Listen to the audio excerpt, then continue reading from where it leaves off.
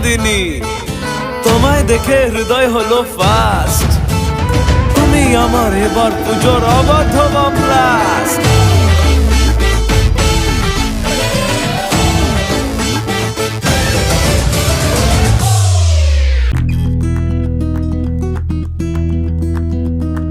High everyone, this is Shriyanka. Welcome back to my YouTube channel. আজকে হলো পঞ্চমী, আর সবাইকে শুভ শারদীয়ার অনেক অনেক শুভেচ্ছা আর অনেক অনেক ভালোবাসা।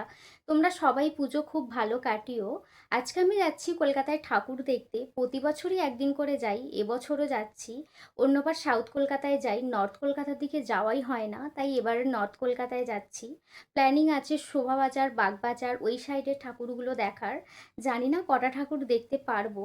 আর আজকে আমি অনেক সকালে উঠেছি, সেই 6টার সময়। ঘুম থেকে তো উঠতে ইচ্ছাই হচ্ছিল না, কিন্তু তাও কিছু করার নেই, উঠতে তো হবেই। আর ঘুম থেকে উঠে তাড়াতাড়ি করে রেডিও হয়ে নিয়েছি। আজকে আমি হোয়াইট কালারের এই ড্রেসটা পরেছি। ড্রেসটা তো ভীষণই প্রিটি, আমার তো খুবই পছন্দ হয়েছে। আর লুকটা একদমই সিম্পলের উপর রেখেছি, যেহেতু কলকাতায় যাব। আর দিনের বেলা তো বেশি মেকআপ একদমই ভালো লাগে না। আর এখন প্রায় 9টা বাজতে যায়, আমি জাস্ট ব্রেকফাস্টটা করেই বেরিয়ে পড়বো। তো চলো তাহলে ব্লগটা এবার স্টার্ট করা যাক। প্রথমেই গিয়েছিলাম টালা প্রত্যয়ে, আর আমার কাছে ওদের থিমটা একটু ডিফারেন্ট লাগলো। আর প্রতিমাটাও একটু অন্যরকম ছিল। সাধারণত আমরা মায়ের হাতে ত্রিশূল দেখি, বাট এখানে দেখলাম মা লাঙল নিয়ে দাঁড়িয়ে আছেন, যেটা আমার কাছে বেশ ইউনিক লাগলো। তারপর ওখান থেকে চলে গিয়েছিলাম বাগবাজারের এই প্যান্ডেলটায়, আর এখানের থিমটাও অসাধারণ হয়েছিল।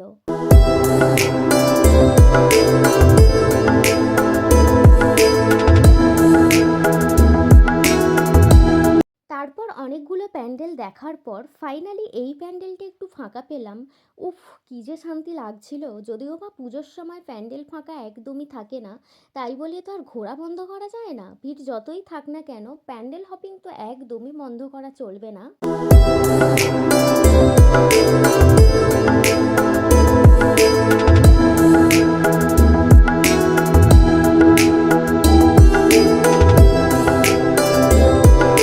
তারপর আমি গিয়েছিলাম গৌরীবাগান উদ্যানে, আর এখানে এসে দেখলাম অন্যান্য প্যান্ডেলের তুলনায় এই প্যান্ডেলের ভিড়টা একটু কম আছে। এখানে থিমটাও আমার বেশ নজর কেড়েছে। আর সব থেকে আমার যেটা বেশি ভালো লেগেছে, চুপড়ির উপরে তৈরি করা এই সুন্দর সুন্দর পেন্টিংগুলি।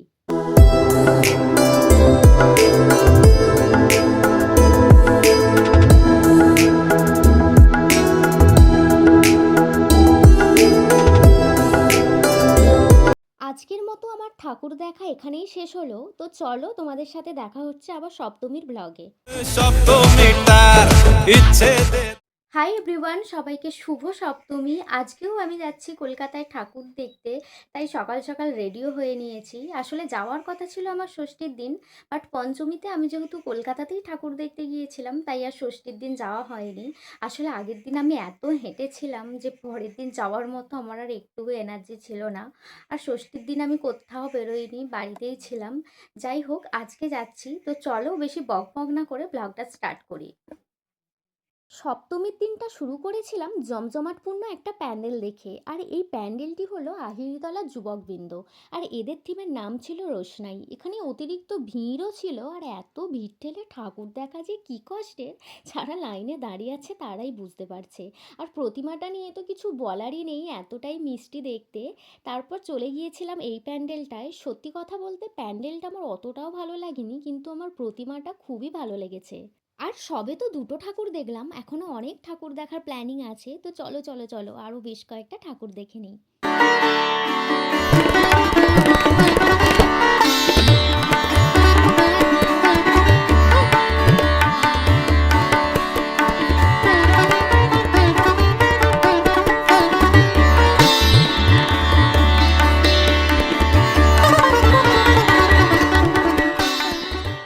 আজকে তো অনেকই ঠাকুর দেখলাম, বাট আমার আউটফিটটা তো তোমাদের দেখানোই হয়নি। তো চলো তোমাদের আউটফিটটা দেখিয়ে দিই।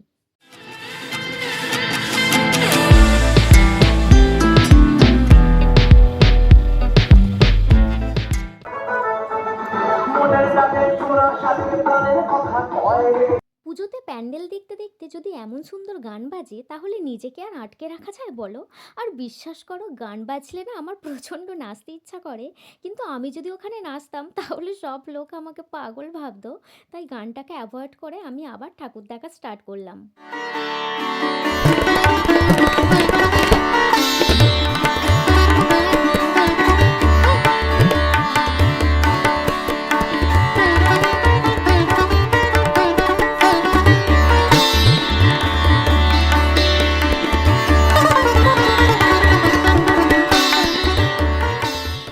আজকের মতো ঠাকুর দেখা আমার এখানেই শেষ হলো, বাট আমার ঘোরা এখনও শেষ হয়নি। পাশেই মেলা হচ্ছিল, তাই ভাবলাম মেলা থেকে একবার ঘুরে আসি। এসেই তো দেখি কত ইয়াররিংস, আর আমি না ইয়াররিংস দেখলে নিজেকে আর ধরে রাখতে পারি না। বাড়িতে যদি পাহাড়ের স্তূপও হয়ে যায় তাও আমায় কিনতেই হবে। যাই হোক, এই তিনটে ইয়াররিংসের মধ্যে আমি কনফিউজড হয়ে যাচ্ছিলাম যে কোনটা নেব। অবশেষে এখান থেকে দুটো ইয়াররিংস নিয়েছি, আর এবার বাড়ি ফেরার সময় হয়ে গেছে। এবার এখান থেকে সোজা বাড়ি।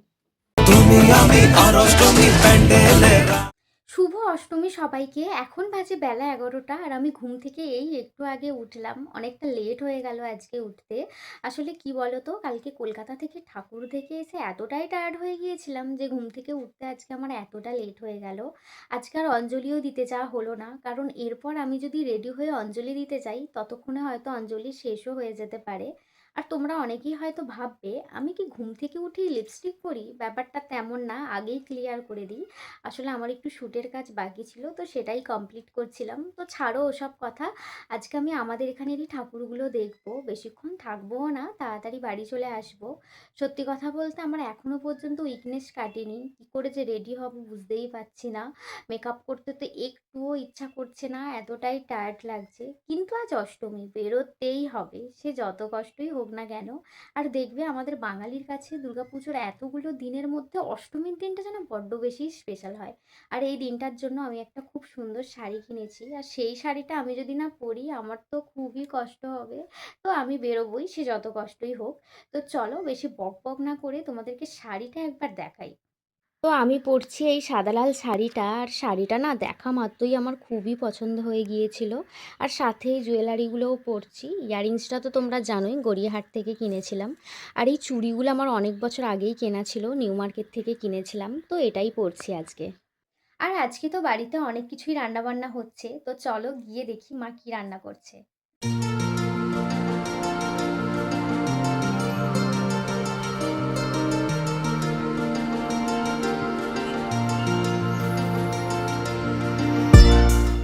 আমি তো রেডি হয়েই নিয়েছি, this is my final look. আজকের মেকআপটা তো অনেক কষ্টে করেছি, আর আমার আজকের প্ল্যানিংটাও ছিল অন্যরকম, বাট সব ওলটপালট হয়ে গেছে। ভেবেছিলাম এই লাল সাদা শাড়িটা পরে অঞ্জলি দিতে যাব, আর রাত্রিবেলা অন্য শাড়ি পরবো। বাট ঘুম থেকে উঠতে আমি এতটাই লেট করে ফেলেছি যে আমার সব প্ল্যানিং চেঞ্জ হয়ে গেল। এখন প্রায় 4টে বাজতে যায়, আর আমি এই রেডি হয়ে বেরোচ্ছি। এখন বেরোলে আমি আর রাত্রিবেলা বেরোতে পারবো না। আর যেই শাড়িটা রাত্রিবেলা পরবো ভেবেছিলাম সেটাও আর পরা হলো না। ওই শাড়িটা চাইলে আমি এখন পরতে পারতাম, বাট ওটা বললে তাহলে আর এই শাড়িটা পরা হতো না। আর এই শাড়িটা আমার এতটাই পছন্দের যে এই শাড়িটাকে আমি আর বাদ দিতে পারলামই না। যাই হোক, কি আর করা যাবে, অন্য সময় সেই শাড়িটা পরবো। তো চলো, অনেকই তো কথা বললাম, এবার তাহলে বেরোনা যাক। প্রথমেই এসেছিলাম এই প্যান্ডেলটায়, যেহেতু সন্ধে তখনও হয়নি তাই ভিড়ও তেমন ছিল না। আর ফাঁকায় ফাঁকায় ঠাকুরটাও দেখে নিলাম, আর আমার আজকের আউটফিটটা তোমাদের দেখিয়ে দিই। তুমি আমি আর অষ্টমীর প্যান্ডেলে রাত একটু ফাঁকা সময় পেলে কাবার কাবার বুঝো বুঝো বুঝো প্রেমের গন্ধ লেগেছে। এরপর আরও কয়েকটা প্যান্ডেল দেখব, আর সন্ধে যেহেতু হয়ে এসেছে তাই ভিড়ের পরিমাণটাও অনেকটা বেড়ে গেছে।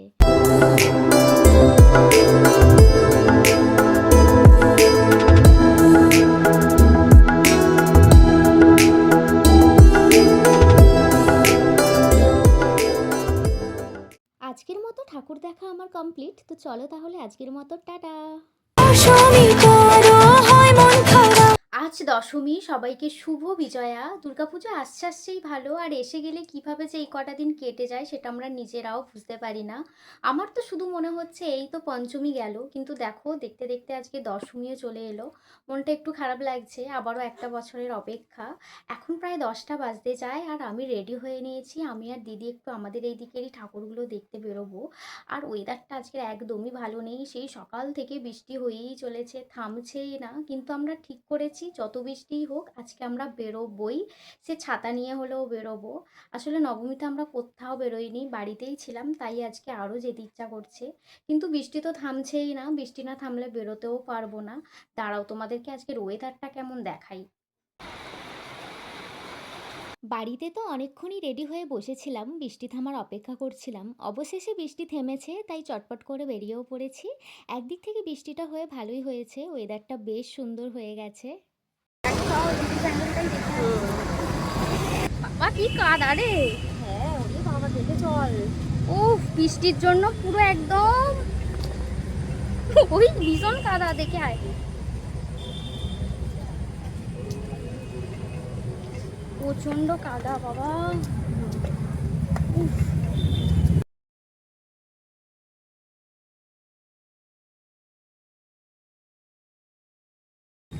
এরপর কোন জায়গায় যাবি রে? কোন ঠাকুরটা দেখবি? উলুবেড়িয়া কালী মন্দির দিয়ে যাবো চ। দাঁড়া দাঁড়া দাঁড়া দাঁড়া, আসতে চ। পড়ে গেলে অবস্থা খারাপ হয়ে যাবে। সেটাই তো। কি অবস্থা রাস্তার! ও, ওখান থেকে বেরিয়ে তারপর আমরা এই প্যান্ডেলটায় আসি।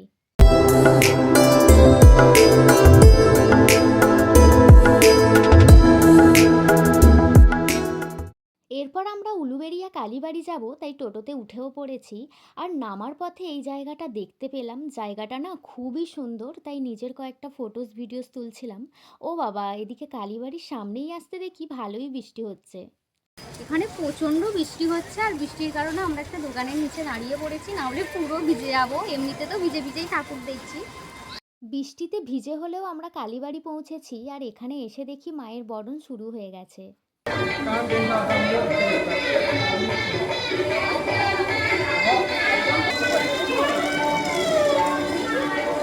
ভুলেছি, আয় না।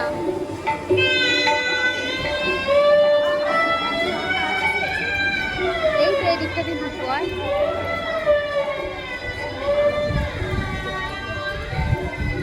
এই তো এদিকটা দিয়ে। এই তো এদিকটা দিয়ে।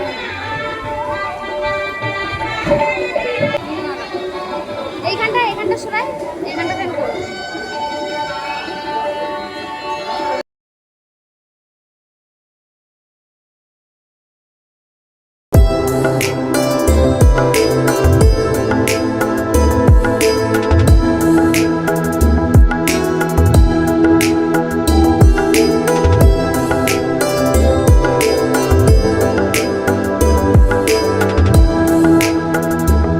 এরপর আমরা একটু গঙ্গার দিকে গিয়েছিলাম, আর ওয়েদারটা এত সুন্দর ছিল, তার সাথে এত সুন্দর হাওয়াও দিচ্ছিল, তোমাদের কি বলবো, জাস্ট অসাধারণ লাগছিল। আর আমার তো এখান থেকে বাড়ি যেতে একটুও ইচ্ছা করছিল না, শুধু মনে হচ্ছিল এখানে অনেকটা টাইম স্পেন্ড করি।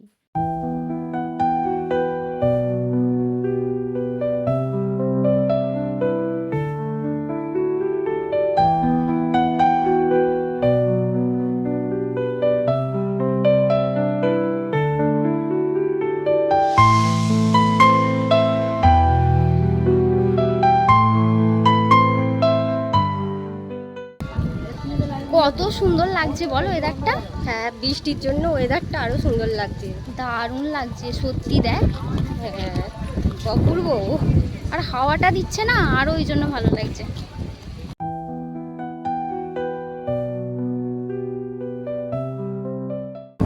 খুব সুন্দর হাওয়াটা দিচ্ছে বল। হ্যাঁ, খুব সুন্দর হাওয়া দিচ্ছে। হাওয়াটা দিচ্ছে বলে আরো ভালো লাগছে।